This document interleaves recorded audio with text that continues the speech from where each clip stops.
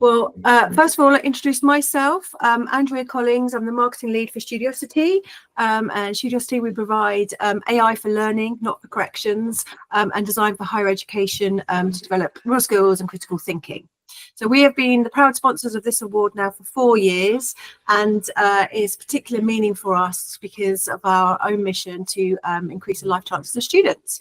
So over to you both, please, to introduce yourselves. So I'm Lexie Baynes. I'm the current Union Affairs Officer at the University of Manchester Students' Union. So I've been elected by students to represent students. And then I'm also the chair of the trustee board and sit on the board of governors. So yeah, that's me. Hi, I'm Lomas. I am part of the Directorate for the Student Experience at the University of Manchester, and I'm currently the chair of the Cost of Living Working Group, who were kind of behind the awards that we received. So yeah. Okay, so obviously as winners of the Outstanding Support for Students category, I should have said that at the beginning, but can you give us an outline of your award-winning entry? Yeah, sure. So obviously the cost of living crisis that was escalating back in 2022 affected all students. So institutionally, we needed to ensure that any response we made was something that was accessible to any students that were impacted by that. So that was inclusive of all our student communities. So we quickly kind of gathered forces and worked collaboratively in partnership with the University of Manchester Students' Union to develop a range of impactful interventions to help support students in different ways. The kind of flagship thing that we did, as is outlined in the award, was we made one-off payments of £170 to all students, which totalled around £9 million. And then supported financially a range of other initiatives, including some community fridges, where we worked with our partners in our catering outlets to provide surplus food free of charge to our students. We developed some cosy campus spaces where students could stay on campus and use hot water facilities, microwaves, and kind of heated spaces, so they didn't have to go back to their cold student homes. And we ran a series of free breakfast events, particularly around the examination period, to provide that kind of sustenance and support to students on a weekly basis. So yeah, we did loads of different things, just recognising that each of those students would need to kind of access some support in different ways. Great. Okay. So the next question I have is, so can you just expand on what this meant to you and the wider team involved to actually have this recognition?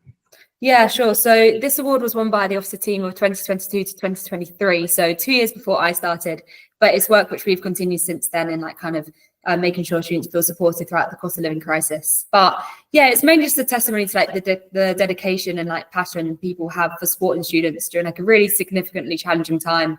It was a response to a crisis which started, and it was kind of all hands on deck, really mobilizing people across the university and the Students' Union. And I think it's worth saying as well that we really did work in partnership to win this award, and have done ever since then as well. And we're really lucky to have this type of partnership, and it's quite unique to the sector in some cases. So yeah, it's just, a sign of us being committed to working together, and also being very proactive rather than reactive in this case as well. Absolutely. Great. Okay. So you've clearly made a difference to so many students with this initiative. I think when I last read, it was over 10 million support in total. So can you share any particular student feedback that really resonates? Yeah, sure. So a lot of the feedback, £170 kind of came into students' bank accounts just the week before Christmas, which was quite convenient timing. But the feedback was, it was in between the two maintenance loan drops. So they happened like earlier in the year than later in the year. So it was really making sure that students do have, disposable income to use as they please.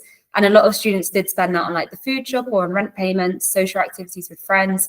So it did make a difference, whether that's kind of in, their immediate outgoings, or kind of more in, like social activities, and just enjoying being a student like a massive city as well.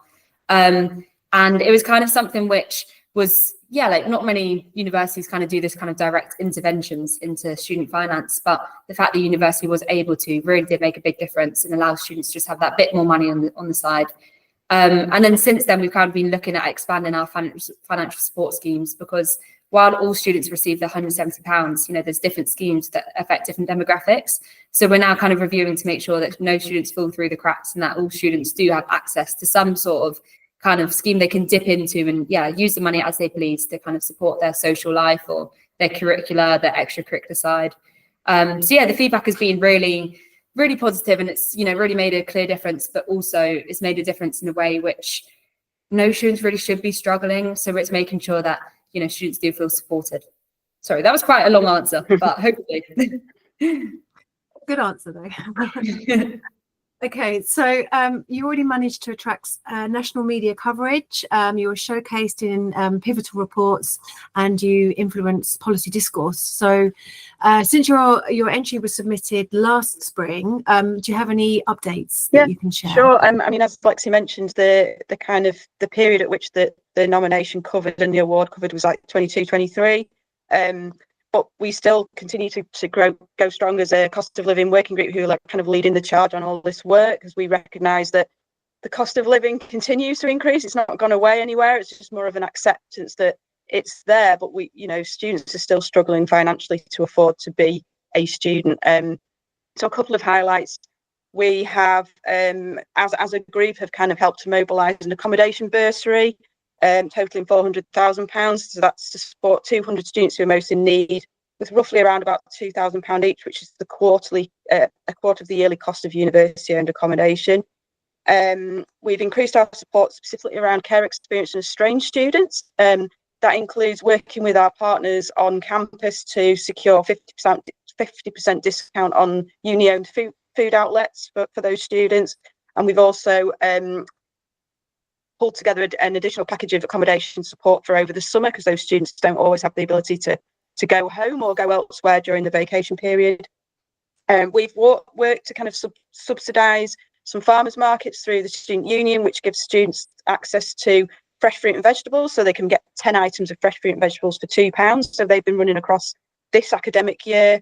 And we're just at the point of introducing a basic needs centre through the SU, which I'll pass over to Lexie, and she can pick up on that and a couple of the extra bits and pieces that they've been doing as well.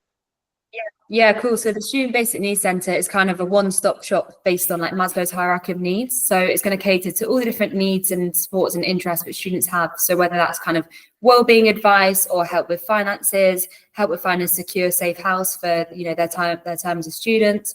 So we're hoping to open this year, and if we pull it off in the right way, it'll be the first of its kind, like in the UK, which is really exciting.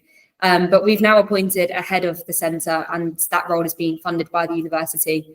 And yeah, we're hoping that it's, you know, a really social, open space for all students to use, whether they're coming in, you know, with a bit more of a serious pressing matter, or whether they just want a space where they can kind of socialise and chat with friends and meet new people.